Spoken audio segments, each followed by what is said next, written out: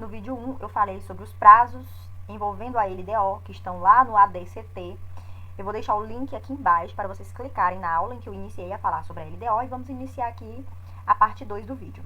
Eu trouxe para vocês alguns tópicos da Constituição, alguns artigos que fazem uma relação entre Câmara, Senado, Poder Judiciário, enfim, alguns órgãos, algumas instituições que mencionam a LDO e estão presentes na Constituição. Vamos lá, iniciando aqui pela Câmara, o artigo 51 diz que compete privativamente à Câmara dos Deputados.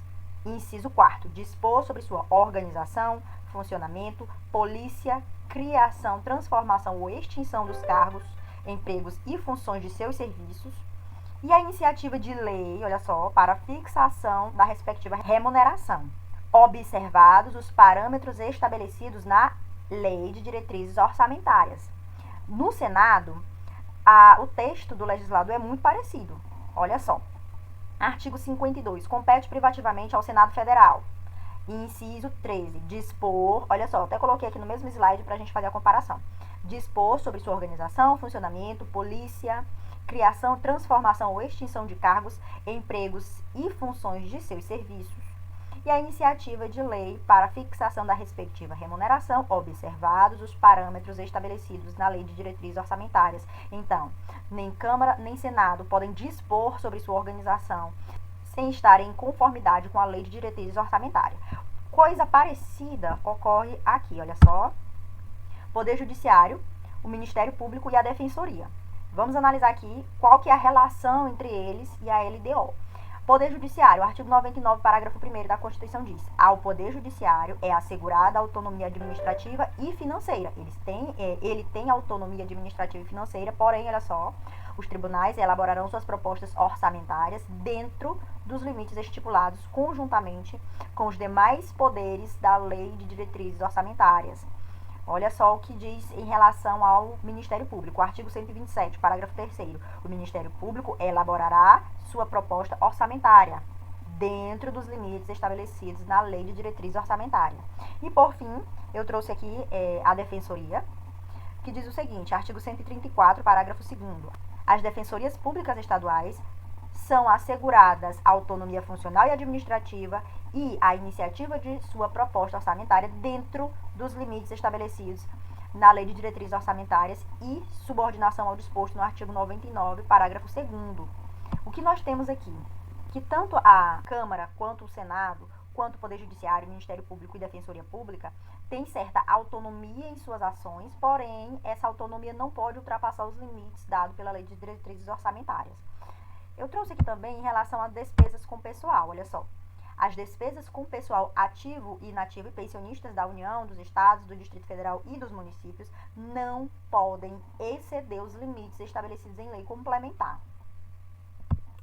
O parágrafo 1º vai falar sobre a concessão de qualquer vantagem, aumento de remuneração, criação de cargos, empregos e funções ou alteração na estrutura de carreiras, bem como a admissão ou contratação de pessoal a qualquer título pelos órgãos e entidades da administração direta e indireta, inclusive fundações instituídas e mantidas pelo poder público, só poderão ser feitas, olha só, inciso 1º, se tiver dotação orçamentária suficiente, e o item 2, que é o que nos interessa para a aula de hoje, se houver autorização específica na Lei de Diretrizes Orçamentárias, ressalvadas as empresas públicas e as sociedades de economia mista. Então, como nós podemos ver, a Lei de Diretrizes Orçamentárias, como o próprio nome já diz, é uma diretriz, e sob ela, no limite imposto por ela, está a Câmara, o Senado, o Poder Judiciário, o Ministério Público, a Defensoria, inclusive despesa com pessoal. Eu separei aqui algumas questões, já que nós já falamos de plano plurianual, já falamos de LDO, já analisamos na Constituição a localização do plano plurianual e da Lei de Diretrizes Orçamentárias. Vamos agora responder 3 questões sobre este conteúdo. Primeira questão diz o seguinte: as normas acerca do exercício financeiro, vigência, prazos, elaboração e organização do plano plurianual, da Lei de Diretrizes Orçamentárias e da Lei Orçamentária Anual devem ser estabelecidas por lei ordinária. E aí, esta questão está verdadeira ou falsa? Esta questão está falsa. Nós temos aqui na Constituição, no artigo 165, parágrafo 9º, que cabe à lei complementar dispor sobre o exercício financeiro, a vigência dos prazos e elaboração e organização do plano plurianual, da Lei de Diretrizes Orçamentárias e da Lei Orçamentária Anual. Então, Esta questão está falsa, é incorreto. Segunda questão. A Lei de Diretrizes Orçamentárias, LDO, tem a função de estabelecer as metas e prioridades da administração pública, sendo instrumento apto a dispor sobre alterações na legislação tributária. Esta questão está verdadeira ou falsa?